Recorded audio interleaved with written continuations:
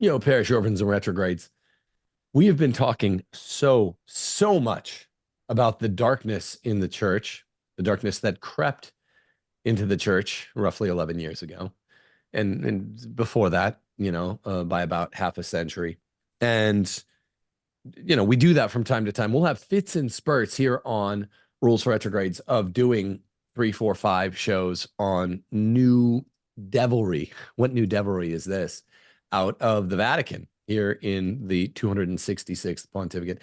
But what gives me pause is I don't like to do that. I don't like to do 5 papal shows in a row because it's all negative.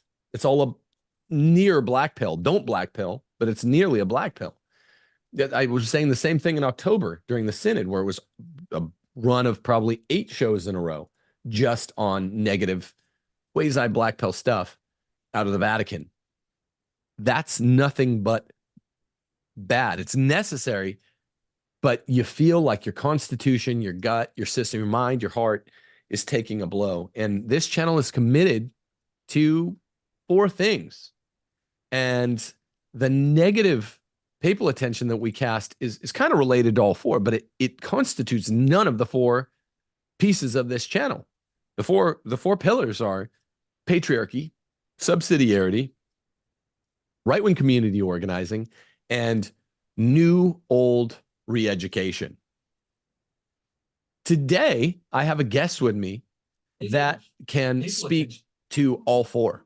He can speak to all 4 of these pillars at once because of a few reasons, a few things that he's got in the oven. And we're going to talk about one of them in particular at the end of today. But my guest's name is Paul List, and we're going to be talking about white pills. White pills, not black pills, as we've been doing on Rules for Retrogrades the last 6 shows. Welcome, Paul List. You are an author. You're a cradle Catholic. That means you get it. You're a cradle Catholic who gets it. You're a self-educated philosopher. So we're going to talk a little bit about the perennial philosophy today, a little bit. And you're an entrepreneur. In your spare time, you read Aristotle, Aquinas, and Tolkien. When friends of mine recommended you, I said, this sounds like my kind of dude. And we're going to talk about the darkness from a light spot today, aren't we? We are. So you're from, I'm in the South. I'm in the very deeply forested South of South Mississippi. You're in Vermont, which is one of the few places in the north. Yeah. I'm jealous because you're more forested even than I here in South Mississippi. Yeah. And you're a Tolkien guy, and that means you love forests and you love the trees like we do. Well, okay. So what I wanted to talk to you today about in the first place involves, I would say, all 4 of those pillars of this channel, Rules for Retrogrades. But I guess in the first place, it involves education. Right. You and I were talking before we ran the camera, and we're talking about the infiltration of the church and the world, which now seems to be a single set piece, deep church, deep state, involves a kind of assembly line of lambs set for the slaughter.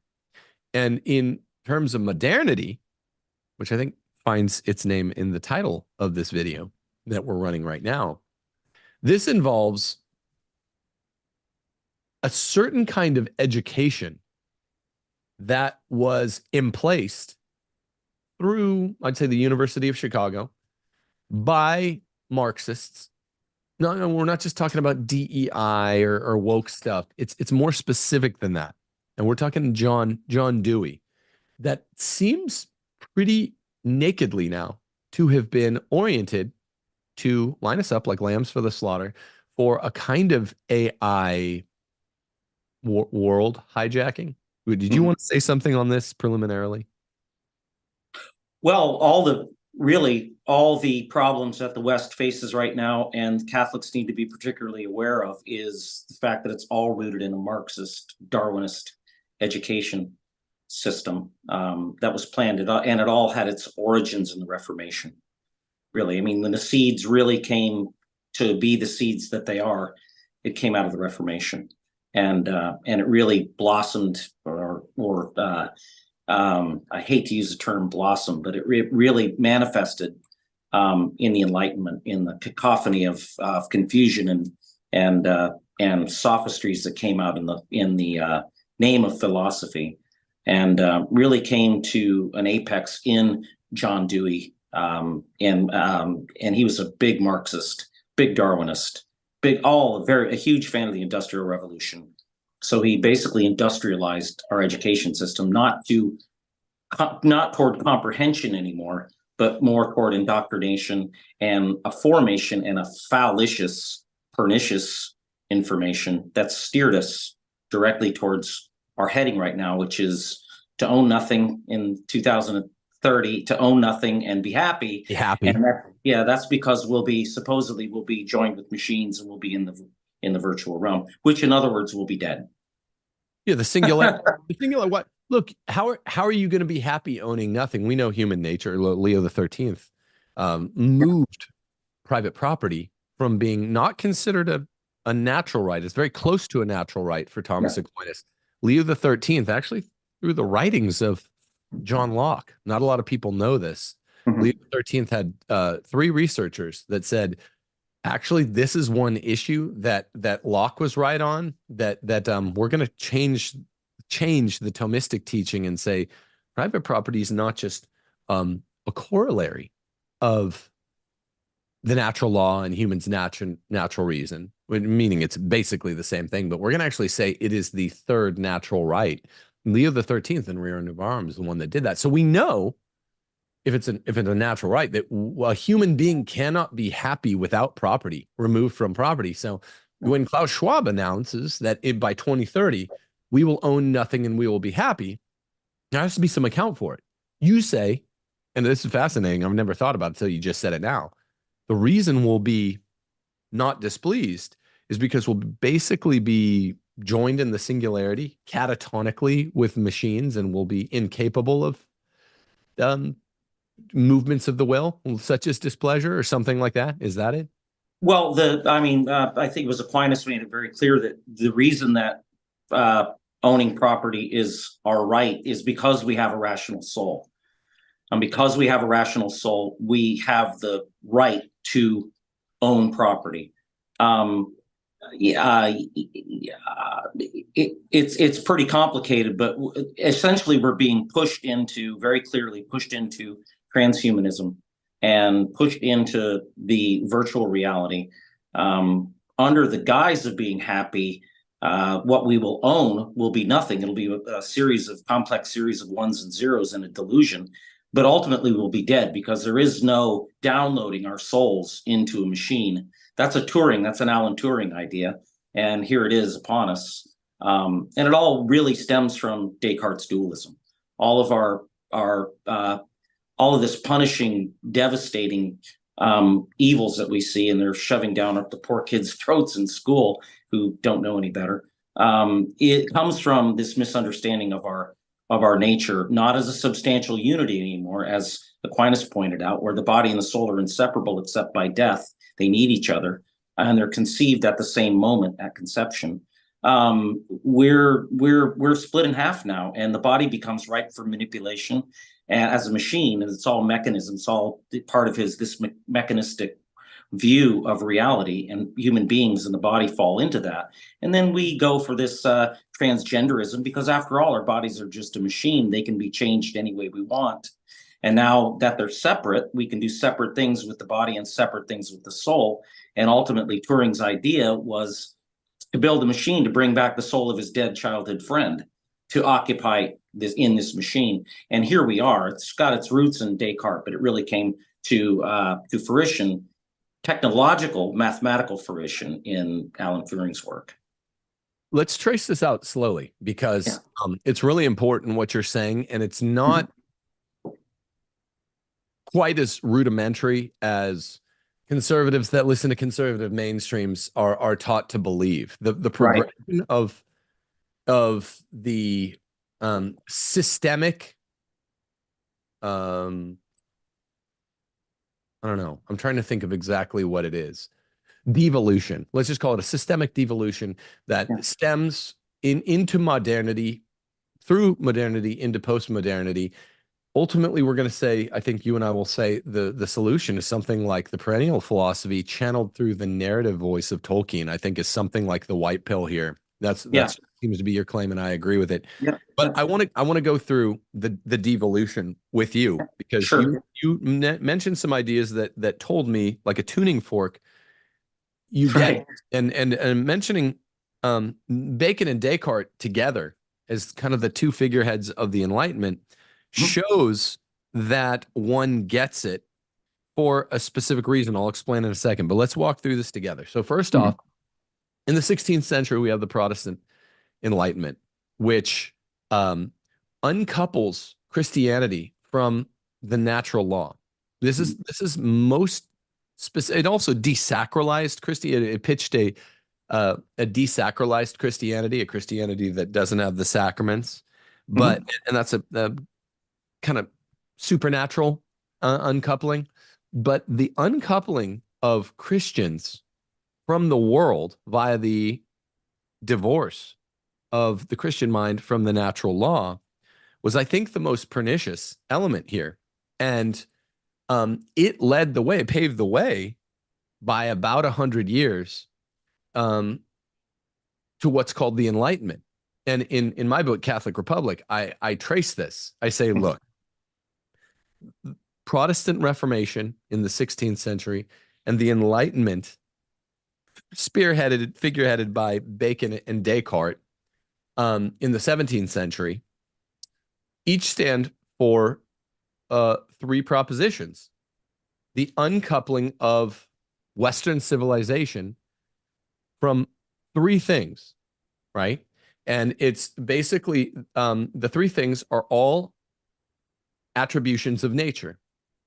Christianity, for 1500 years, viewed nature as moral, as a moral forum, as an intelligible forum that we can Mhm. learn from and about, and as a teleological forum, a Right. place where nature communicates these three big principles. They're all natural law interactions with natural reason of one thing, like a lightning rod. The human intellect can learn from and about nature and their moral principles, and they have a moral goal. That's those 3 points in one. Nature is a moral forum, even though you look at nature, you watch Discovery Channel and nature is red and tooth and claw.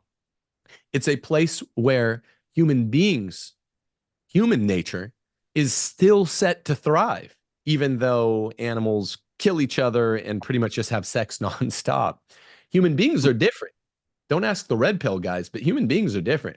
We are Yeah. wired to be moral. And that's because of point number two: the world around us we can learn from and about. And what we mainly learn is that our main task here, besides seeking reunification with Jesus, is to be moral. And then thirdly, we learn that our main task is actually the very goal, the centerpiece, teleologically speaking, of human existence, to be good. So nature is um, a moral form that is intelligible. We can learn about it. And teleological, we are oriented to something, as the idea fixae of history. These are the three ideas that were first rejected in the 16th century by Protestantism. They were later rejected in a false dialectic, a false dichotomy by the Enlightenment. And what I do in my book is I say, okay, Protestantism and Protestant reformers in the 16th century are the intellectual grandparentage of what today is called in America, which is very confused, the religious right. The religious right rejects those three prongs about nature for ostensibly opposite reasons from the intellectual grandparents of the Enlightenment, who are called in Americans' discourse today the secular left. They think they're opposites, but each of the three of them reject those three prongs of nature as moral, intelligible, teleological for ostensibly different reasons, but they reject them all the same. Protestants reject nature as a moral place because they say, tulip Calvinism, right? It's an irredeemably evil place. Irredeemable. There's no real possibility of natural Aristotelian virtue. The Enlightenment rejects it because they say there's no such thing as morality, right? The secular left person will tell you, well, there is no morality. A true Protestant, a Calvinist will tell you, well, it's wicked. It's abominable. Now, prong number 2 is rejected by 16th century religious right grandparentage, the Protestant reformers. Nature as intelligible, they'll tell you, no, sola scriptura, only really the supernatural words of scripture are intelligible ultimately. Nothing else can be made any mince of. You get this really clearly and honestly intoned by Karl Barth, who said, natural theology is from the devil. You can't learn from the book of nature. You can only learn from the book of scripture. St. Augustine was wrong.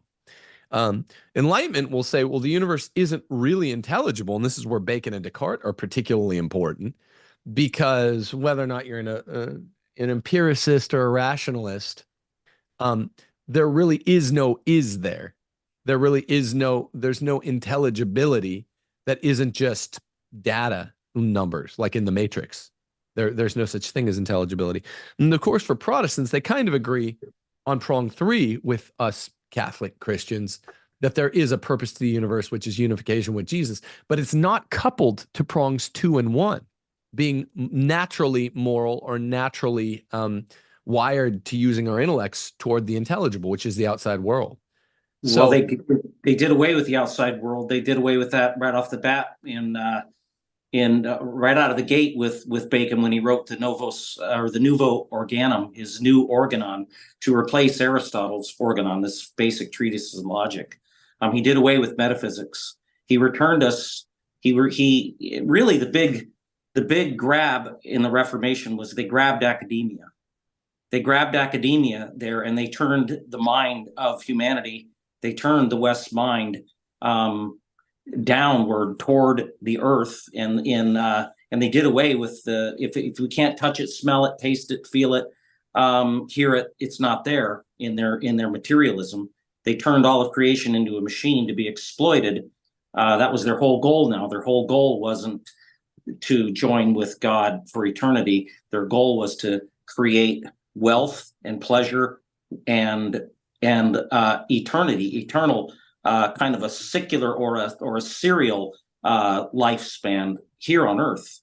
And it's at the root of everything. And it's part of this dualistic idea where you pull something apart and then it's divide and conquer. And the first thing they did was divide the human being from the substantial unity to this dualism. And then conquering was very easy. Descartes and Bacon, not in that order, Bacon and Descartes they led the vanguard of the quote unquote Enlightenment. But you mentioned the divorce before, and that was really, and it's pointed out in our book, that was really the work of Pierre Bayle, the French skeptic, extremely potent, very, very critical, and he's described in his part is in our book. And it was burn everything down. So you lead with the vanguard of this new idea, and now it's about the material world, and then you burn everything down behind you. And we're doing that now in our own culture. That's why we're all this revisionist history, and then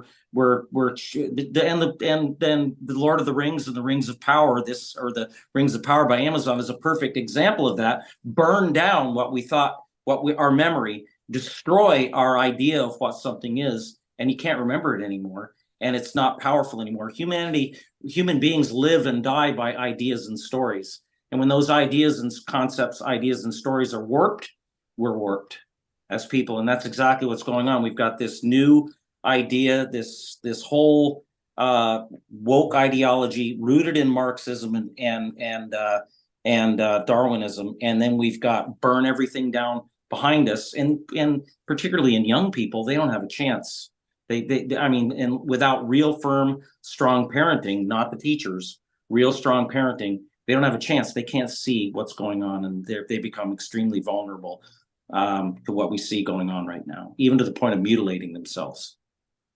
Yeah. So, I want to make an intellectual exercise, where at the end of the show we can justify geometrically prove a claim that to a lot of people sounds intuitively correct. But what I think would be fun with this show, when I was looking at your book, Mhm. you have this book, Mount Doom, The Prophecy of Tolkien Revealed, Mhm. really compelling subtitle, Yeah. is a go from this brief intellectual history, starting with this phenomenon I call Protenlight. It's just Mhm. Protestantism and Enlightenmentism, the Yeah. grandparentage of the religious right and the secular left in Yeah. modern day America. Show them that they're two sides of the exact same coin. That coin is anti-Aristotelianism. You just Oh, big mentioned time. you mentioned Yeah. how Yeah. Bacon and Descartes, who were supposedly epistemic rivals. Bacon was sort of the godfather of the empiricists, and Descartes was the godfather of the rationalists. So we're to believe they're rivals, but they both agreed to the letter Yeah. that two of Aristotle's four causes were to be abandoned in the university. Literally, Yeah. formal and final causation is supposed Yeah. to be one. Note the connection here. When I Yeah. said there are three prongs, the view of nature as moral, but the view of nature as intelligible, well, that is the removal of the formal cause. Yeah. And, Absolutely. and the third prong is nature as teleological. That is the removal of the final cause. The final Both, cause. Yeah. both Bacon and Descartes said that in the new world, the novum organum, this means we're redoing Aristotle, we're undoing Aristotle. Yeah. Exactly. We will not have the centerpiece of Western civilization. The centerpiece of Western civilization is Aristotle's four causation, whereby form is united to matter. And to have that, you have to have every single effect that human beings see out there in the world. Sounds very academic. It's really not. Parachutes and Yeah. retrogrades. Yeah. Everything has four causes. And if you strip a thing down to its material cause and its efficient cause, which is what both Bacon and Descartes and all the post-Enlightenment thinkers did, you're saying all it is, it has no intelligibility and it has no teleology, it has no goal, and it has no real meaning in the world. All it is what it's made of, its material cause, and the efficient cause that produced it, like the work that it took to make it. Does that Right. sound like the Industrial Revolution? Does this sound, if we fast forward a bit to modernity and postmodernity, what Ray Kurzweil and futurists say? They're like, look, you don't need education to, or we're going to fast forward a bit into the early 20th century. You don't need education to teach you about form and telos, about the goal of human life and the true intelligible way that ratio is adequated to your intellectus. What education should be is about efficient causes and material causes. This was brought into the University of Chicago by John Dewey. They created something called curriculums. Before, education was classical. It was just like, look, this is, you educate your kid by teaching them grammar in grammar school, logic in the middle school age, and then Check. rhetoric in high school. And you do basically whatever you need to do that. And that involves usually teaching them grammar, mastery of grammar, ancient languages, some math, but you're instructing the soul to be moral, to respond to intelligible things and to understand its goals. Those three true Catholic principles. John Dewey in the University of Chicago takes this Baconian Cartesian dualism, which deconstructs everything, and it says now there is no formal cause and there is no final cause. Therefore, use Chat GPT to write your paper. I mean, that's what it's going to be 100 years later. Can you fill in the rest of those 100 years for us, Paul? The rest of the 100 years from John Dewey's time to now. Yeah, I mean, what's he got to do with us? John Dewey in particular. I mean, well, John Dewey is a product of his own environment, of the materialism and the skepticism of the Enlightenment and frankly of the whole Protestant, seemingly the Protestant aim. When they took over academia, it was.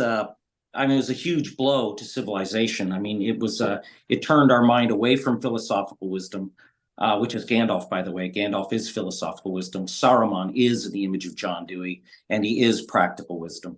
Okay, Huh. so these are the wizards are the intellectual virtues according to Aristotle's Nicomachean Ethics.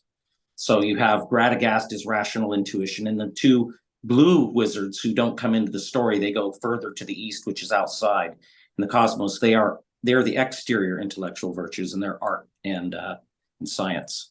So we've really been limited by our education system. No longer points us towards heaven; it points us towards the earth. It's very Masonic, and if we can do anything, the whole purpose for an education now is to create wealth and comfort and long life in this world.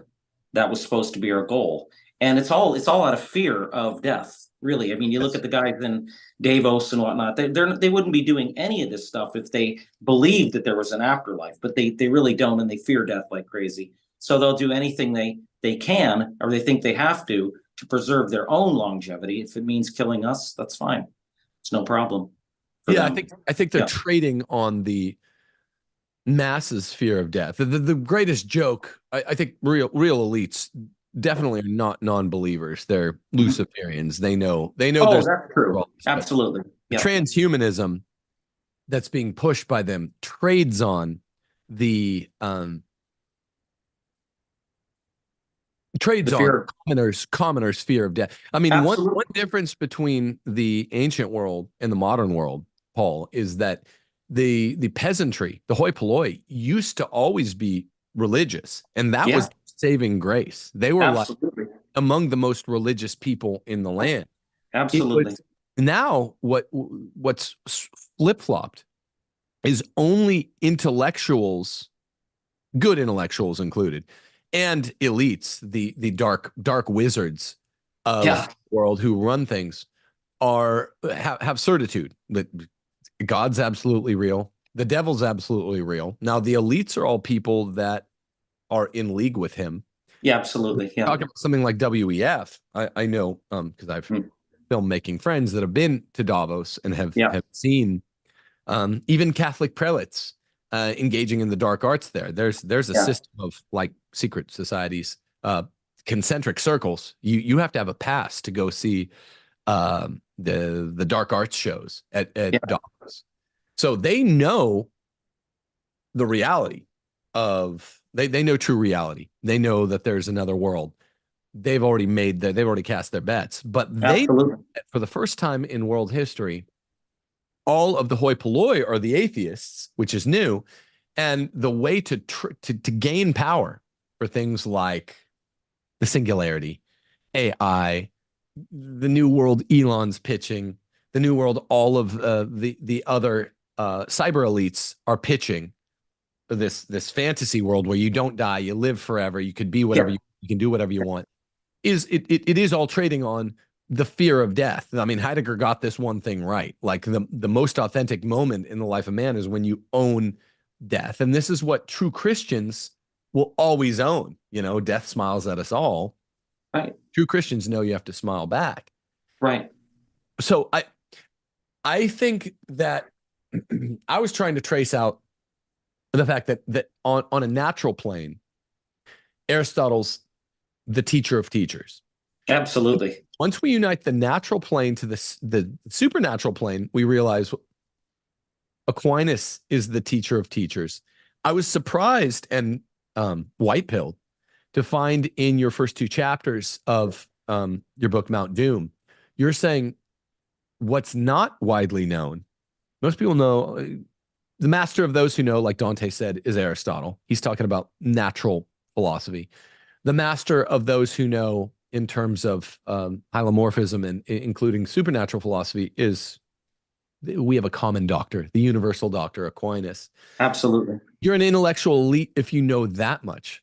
But what you're adding to the mix with this thick Mount Doom book is that Tolkien has a kind of background in codification, and he's codifying the Summa with his trilogy, with the Lord of the Rings trilogy. And at first I found it like, that's a big claim because Tolkien is like a philologist. But man, we're starting at the back of your book. You just read us a a section from page 553. We're talking about the intellectual virtues, and you make the case for Gandalf, Saruman, Radagast, the two blue wizards. These are the 5 intellectual virtues, and I thought, oh, that's interesting. All of that whole section of the book made your case very, very compelling that Tolkien is actually a perennial philosophy guy, and that's because these are my two great loves. I love Tolkien. And I love the perennial philosophy. Can you make that's the white pill out of the kind of conditioning, curriculum, skills-based conditioning, Common Core, remember that 15 years ago, that was sort of the accelerated version as we draw near to the singularity event. We're supposed to be extra lobotomized by 2030. That's the white pill. Is literally just pulling your kids out of the system, saying no curriculum. I'm going to homeschool them just to be virtuous and attuned to intelligible things and attuned to their own teleology, reunification with Jesus. And I'm going to do it not only at home, but I'm not going to use John Dewey's curriculum, because a lot of people that homeschool are still using curricula set by John Dewey. I'm always telling them not to. And you have to understand that narratively, Aquinas and Aristotle are quite closely, surprisingly closely traced by Tolkien's trilogy. That's a big claim. Tell us about that. Well, the whole mythology, there's a couple of it's a major conflict. First off, Arda, the original creation, and his story, the Ainu Lindale, that whole story, people have confused and made it a story of reworking of the story of Genesis, which it's not. Tolkien would never do that. He would never profane the original biblical tale of creation. What he writes is a partner narrative to that, to the creation of a single human soul. So Arda is a single human soul, and the interior of the brain, the material brain, is Middle Earth. Okay, and all the characters are the characteristics of the psychology according to the scholastics. So you have the powers, the Valar, in Amen, which is the immaterial realm of our intellect.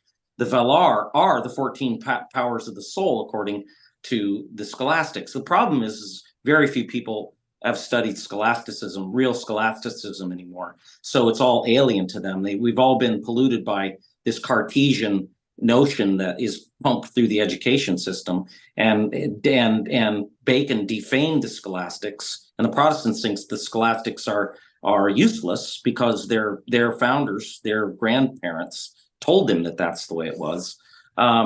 So you've got for instance, you've got Aquinas versus Descartes. You've got the substantial unity according to the scholastics and Aquinas against Descartes' dualism, and it's spelled out in many ways. You've got the two extremes of language against each other. You've got the language of music, which is the fundamental language of creation, which is harmonics, and Tolkien uses those. The rings of power are the odd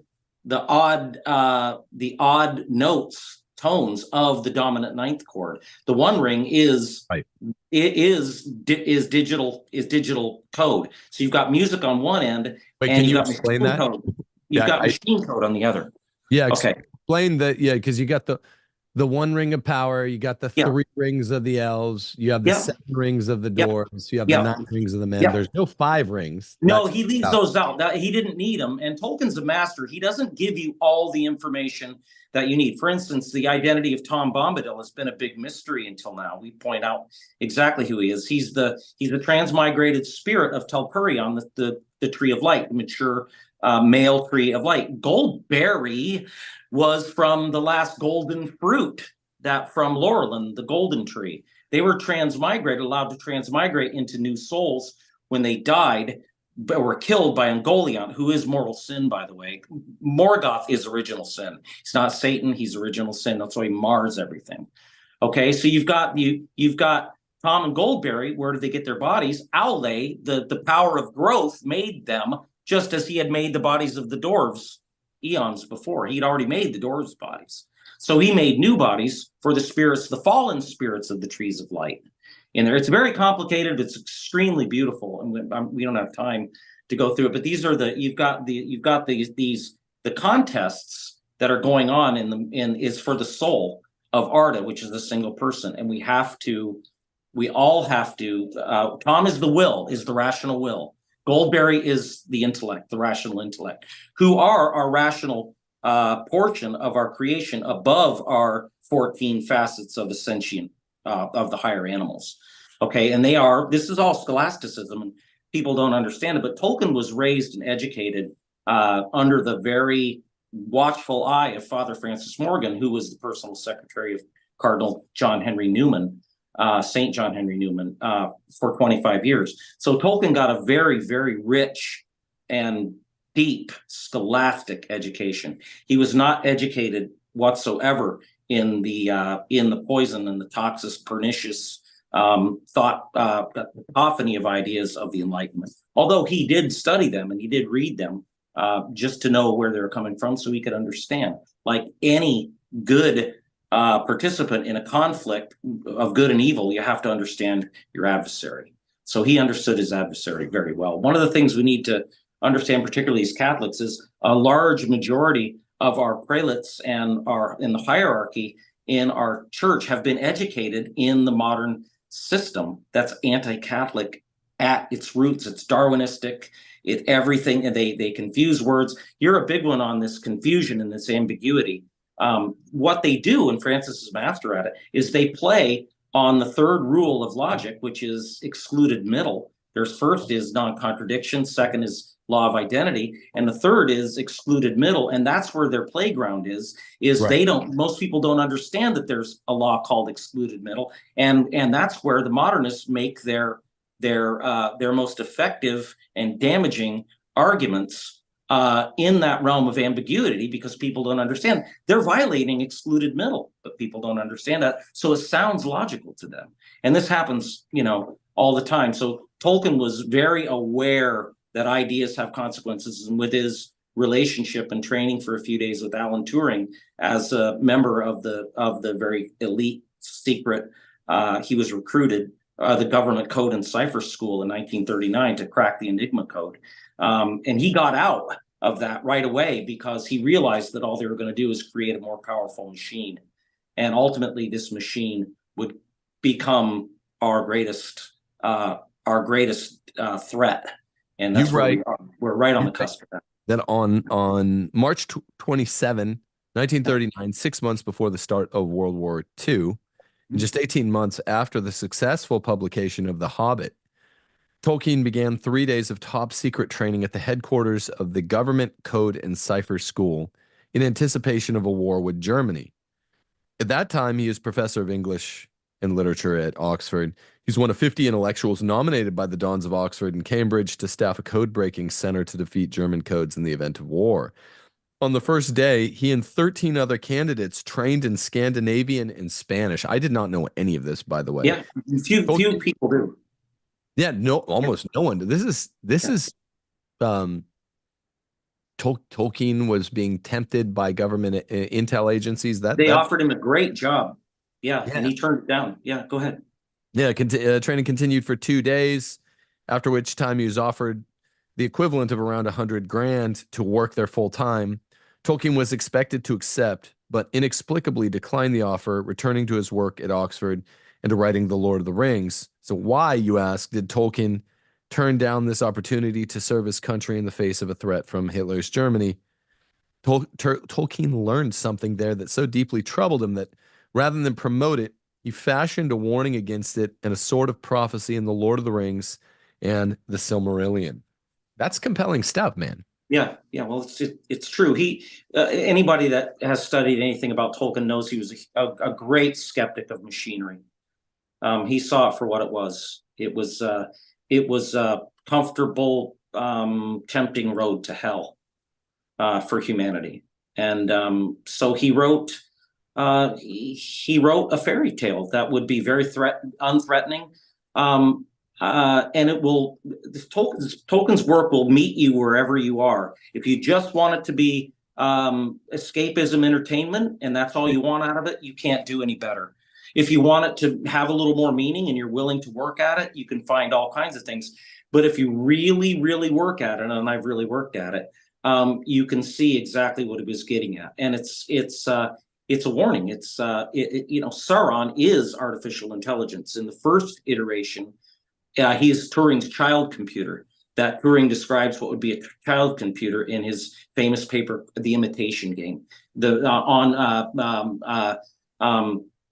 Machinery and Intelligence, one of his very famous papers. That first version of Sauron that the first alliance defeated and Isildur cut the ring from his finger, that was the child computer. Okay, but he didn't have the eye of Sauron, so he was illiterate. Tolkien was an amazing humorist. He was very humorous. In the Third Age, the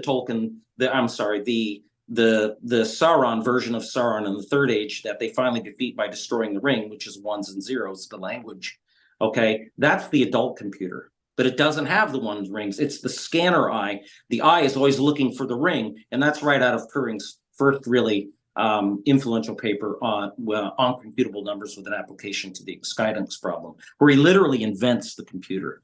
And Tolkien takes all those pieces, the eye, the tape, the memory, the algorithm, the statistics, all that stuff, and he uses those to construct Sauron. And that's what Sauron is. That's why we really never see him in the Third Age. Barad-dûr, the Tower of Barad-dûr, is the microchip, and it grows by morphogenesis, another science that Alan Turing literally fathered. And that's how we use his mathematics, Turing's mathematics now, for machines to grow their own neural networks.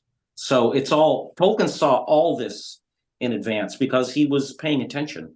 And he worked under the authority of God's grace, just like I did. I worked under the authority of God's grace with my great co-author, Ali Ghaffari. Yeah. What about this is fascinating stuff. What about the counter-allegorical, starkly counter-allegorical position that Tolkien staked out and always defended? Look, I don't want to do allegory like C.S. Lewis. Yeah, exactly. Well, he didn't do allegory like C.S. Lewis. First off, the Narnia series are obviously very in your face one-to-one allegory, but even more so, I believe, is his space trilogy, which I enjoyed very much, and it's well written, and it's a lot of fun, but it's just blatantly in your face allegory. You can't get away from the direct biblical references of the allegory there, Adam and Eve and the devil and all this. And that's the type of allegory that Tolkien made very clear that he disliked, because the reader is not free in his own mind. He's pushed into that allegorical narrative that he has no freedom of his mind. No one can say that Tolkien did that. No one can. It's taken how long for this to be figured out? 70 years, okay? And nobody's seen it until now. Nobody can say that anybody's mind was forced into this. And that was the difference that Tolkien, he made it very clear that you cannot avoid allegorical language in a story. Allegory is the life of every story. And the more it's written just as a story, and the better the allegory is written, the more it's just taken as a story. So Tolkien knew very well that he had to keep this on the down low, under the radar of the academics and the modernists, the atheists. All of them had great power in academia. So he had to keep this on the down low, and he wrote this prophecy, and he sent it into the future, and he knew that in God's time, at the right time, it would intersect with AI. And here it is. That's why it's time now that people understood exactly what Tolkien was getting at. And our book points it out very well. But Tolkien doesn't only just show us what we have on our danger and how we got here. He shows us the remedy, and it's very clear. We have to cultivate virtue. We have to become saints. If we don't cultivate virtue and become saints, AI is going to have us by the vices, particularly pornography. And that's Shelob's lair is the mortal sin of pornography. Gollum is intemperance. So you've got the four hobbits are the cardinal virtues. Frodo is temperance. That's why Gollum calls him master. Sam is fortitude, and they're the interior virtues. And then the exterior virtues that have to come after the development of the interior virtues are the younger hobbits, and that's Pippin is prudence. That's why he's so imprudent as he's developing, and Merry is justice. And that's why they come back for the scouring of the Shire, to get the remnant of the Marxist John Dewey education and the Marxist teacher, that's Wormtongue, out of the imagination, and that's what they do. So, I mean, Tolkien. Fascinating. That's Yeah, it is. It is. But the problem is people don't understand scholasticism because it was so heavily defamed during the Reformation and the Enlightenment. Okay. They don't read the scholastics. They certainly don't read Thomas Aquinas. And it's really unfortunate because we are suffering as a civilization right now mightily because of the deprivation and the defaming of Aquinas. Aquinas was the good man with the good plan and showed humanity his nature, the nature of reality, and his relationship and the nature of his relationship with his creator. And all we have to do is read it and understand it and follow it. And because at the base of Western civilization is the cultivation of virtue. That's what allowed the West to rise above all the pagan nations and outdo them in economically, art, architecture, agriculture, literature, everything. We soared even in our technology because we had built on the foundation of virtue and we put vice behind us while the rest of the pagan world was wallowing in filth. And now we're coming back to, we're like neo-pagans now, and people don't realize we're just committing suicide. I think people are beginning the last, I'd say 2.5 years. People have woken. Now, I'm not saying that that's some great white pill. I'm just saying at the very least, it might not be enough to turn things around. I don't think it will. But even normies now are sort of seeing who's running the show. And it's it involves the dark arts. A conservative now is a vastly different thing from a conservative 10 years ago. I'm not saying that's enough to constitute a awakening a sleeping giant. I think it might be too late for our civilization anyway. But it's certainly true that a conservative is more awake now than he ever was. Well, I'll tell you another thing too. You'll read in the book is the white tree. The white tree is the traditional Latin Mass. The reblot, that is it's neglected and persecuted. And Tolkien was a big hater of Vatican II and the Novus Ordo. He would, when he had to go to the modern Mass, he would the responses were in Latin and loud. Latin responses, I remember. He'd sit there through the Novus Ordo and he just was hating it. And he would yell the responses.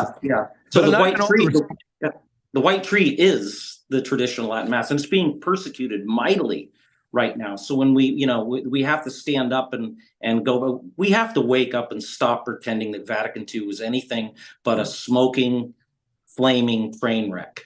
And the rotten fruits are all over the place. And I'm not saying it's invalid. I'm not saying the sacraments are invalid, but it's an extremely impoverished and ambiguous, I think, a very poor showing of the proper way that we should be worshiping God. And that makes a difference in our attitudes. And we have to come back to the traditional Mass. We have to stand up against the modernists. And right now we have a modernist, occupying Peter's throne. There's no doubt about it. And we have to stand up and resist, push back. Yeah, you just reminded me of an image from the movie, which I want to talk about this concept in a second, of the tree reflowering. That's after Summorum Pontificum. The TLM was beginning to reflower like the white tree. Return of the King. Well, the whole point, Tim, the whole point of the mythology, the major point, is the reunion of faith and reason, because elves are faith, men are reason. Aragorn is the high reason that contemplates the eternal. He's the last of the Dunedain. And Éowyn, Elrond's daughter, is the last of faith. And they come back together, and it's a rejoining like Beren and Luthien in the Silmarillion. And when we come back and faith and reason comes back together, the white tree will blossom and Western civilization will rise again. Wow.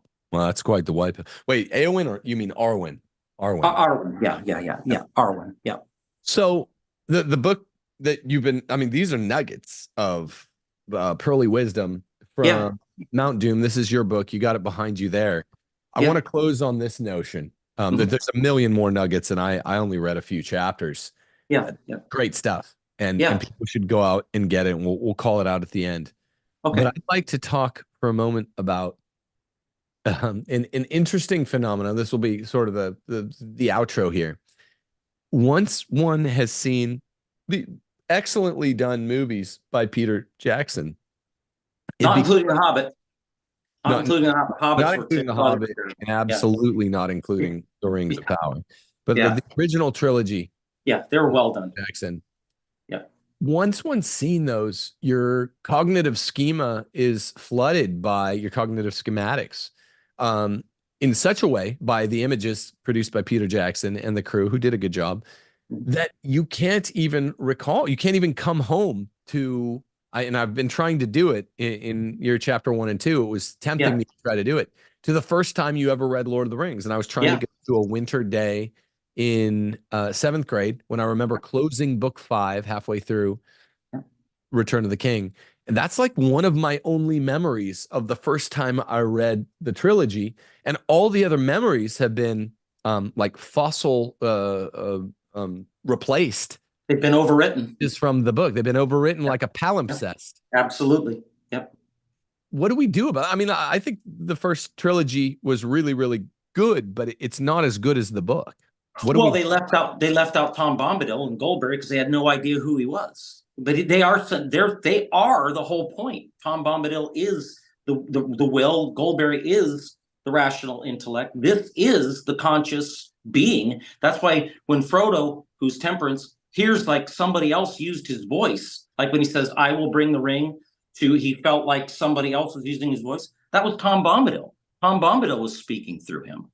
That's the will. Tom is always there because the will has to be there and to see things through. Tom and Goldberry are behind everything, but they're not in plain view. They're behind. We see them once at the house of Tom Bombadil, and it's loaded with clues. And when you get to the chapter called The Decision, you'll see how beautiful it is, how once you realize who they are. I think that to answer your question, that's a big claim.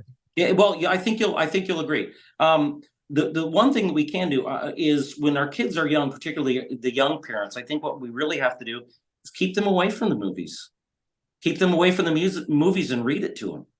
You know, that's how I was raised. My parents read the books to us back in the early 70s, when I lived in Underhill, Vermont, of all places, you know, Mr. Underhill, you know, and it was, and then I got old enough to read them, you know, myself, but try to, this is why these tools like what Amazon is doing with the Rings of Power are so pernicious and toxic, because they pollute the water, they pollute the whole environment of our imagination to make the best use thereof, particularly in this great, most important work of literature, at least in the last 1,000 years. I think that it's probably the most important work of literature ever written is Tolkien's Lord of the Rings and the Silmarillion.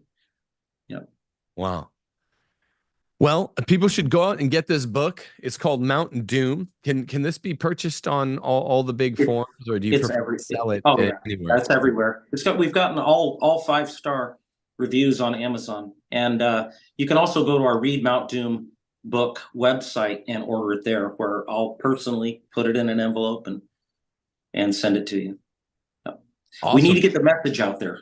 Yeah, this is good stuff, man. Anything that gets people reading the books is a good is a desideratum in my view, and this is maybe one of the best guides I've ever seen for reading the books deeply. Okay, so you are Paul List. Your co-author was Ali Ghaffari.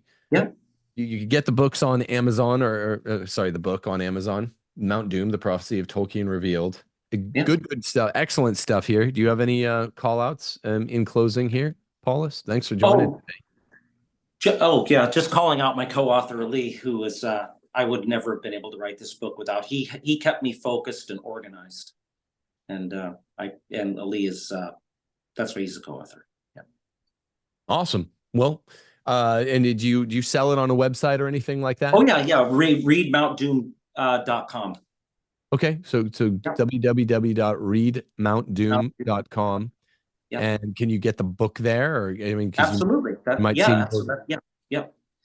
Yeah, I'd rather not give Amazon the money. Or I mean, it's everybody who sells books online. It's available. Barnes and Noble, Goodreads, Target, Abe Books, everybody out there. Yeah, but you can get it directly from us. Well, as always, I try to make the pole star of Rules for Retrogrades what it ought to be, which is something that keeps people connected to hope and faith and charity. And this involves a lot of critique inside and outside the church.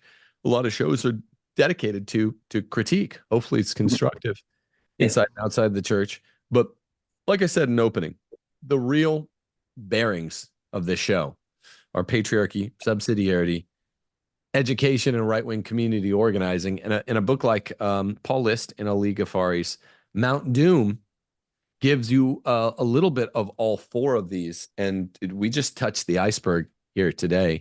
But the key to undoing modernism and postmodernism is whether you agree it's Tolkien or not, it's the narrative structure, which conservatives are taking back, the narrative form of perennial philosophy. People aren't going to go read perennial philosophy. Right-wing elites are the ones that really are well-versed in Aristotle and St. Thomas. And you can't have crummy art which attempts to, on the nose do this stuff. You have to have someone like a master, someone like Tolkien. And that's really what I appreciate about this book. Mount Doom. He's on our side. Tolkien's on our side, and here he is showing up right in the thick of the battle, and the mask comes off, and there he is with the sword, swinging truth. The flame of the West. Absolutely. Yep. And Duril. Okay, so yeah, that's we need a Tolkien for saint, a cause for canonization movement. The book is dedicated to his mother Mabel, who is an absolute saint. She was martyred for the faith, and we dedicated the book to her. And Tolkien would never have written this, would never have been the man that he was without her influence and her sacrifice for the faith. And she made a huge sacrifice for the faith. Awesome. God bless you, Paul. Thanks for being with me. Thanks for having me. Retrogrades. Thank you guys all for tuning in. Go get the book Mount Doom. I hope you read it. And as always, on Wednesday nights, I am running a Tolkien reading group. We are on the 16th, 17th chapter in Fellowship right now. So this is very timely stuff. Absolutely. We need, God bless you all. Peace. And of course, as always,